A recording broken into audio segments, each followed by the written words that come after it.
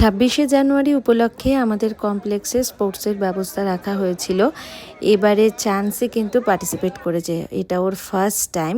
কিন্তু দুঃখের বিষয় যে ওর বয়সী কেউ ছিল না, তাই ও 6-7 বছরের বাচ্চাদের সাথেই কিন্তু বিস্কিট রেসে পার্টিসিপেট করেছে। প্রথম দিকে তো মানে আমরা ভাবছিলাম দৌড়বে কি না, কিন্তু বেশ সুন্দর দৌড়েছে। হবে কি হবে না, তো হবে তো নাই বটে, কিন্তু ও যে এত আনন্দ নিয়ে দৌড়াদৌড়ি করেছে। আর বিস্কিট পেয়ে, এমনি সময় ঘরে বিস্কিট খায় না, মাঠে তো বিস্কিট পেয়ে খুব এনজয় করেছে। তো যাই হোক, এখানে তো সে কিছুই হতে পারেনি, আর অন্যান্য কোনো খেলাও ছিল না। তো তার জন্য ভাবলাম ওকে গোয়াজুলাইকে ভালো করে কিছু একটা সাজাবো। প্রথমে তো ভেবেছিলাম ডক্টর সাজাবো, ভাগ্যিস সাজাইনি। কেন সাজাইনি পরেই দেখতে পাবে। তো চলো, মাথার মধ্যে বুদ্ধি এসেছিল কি যে ওকে সরস্বতী ঠাকুরই সাজাই। তো তার জন্য ঘরের জিনিসপত্র দিয়েই এই বিনাটা মানে কিভাবে 1 ঘন্টার মধ্যে সব রেডি করেছি আমি নিজেই জানি।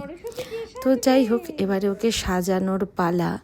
আমি তো ভাবছি যে এত সাজগোজ করানোর পরে মাঠে গিয়ে না ও আবার ভেস্তে দেয়, কিন্তু বেশ খুশি হয়েছে।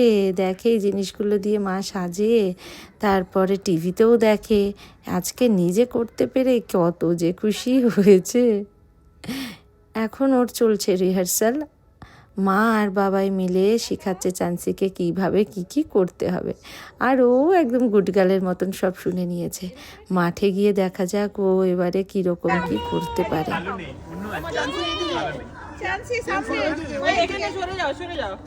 সরস্বতী ঠাকুর নাম কি? সরস্বতী ঠাকুরের বিলোনা চক্রবর্তী নাম বলতে পারে। বাবা বাজাতে থাকে নাম লে। আরও অনেকে সাজগোজ করেছিল, সবাইকে দেখানো উচিত কি না উচিত তার জন্য সকলের ভিডিও করিনি। তবে হ্যাঁ, আমি যেটা বলছিলাম, অনেকে ডাক্তার সেজেছিল। তো এখানে আমাদের রিজেন্ট গঙ্গাতে সব ফ্রিতে সবাই চিকিৎসা করে দিচ্ছে ডাক্তারেরা, এটাই বড় ব্যাপার।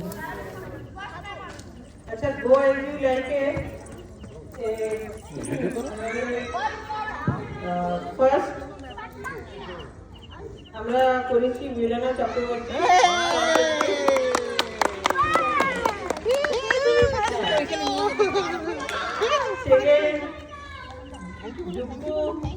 আর স্বপ্না শ্রীবাস্তব সেকেন্ড। চান্সির এটা ফার্স্ট প্রাইজ। আমরা সবাই খুব খুশি হয়েছিলাম, খুব খুশি।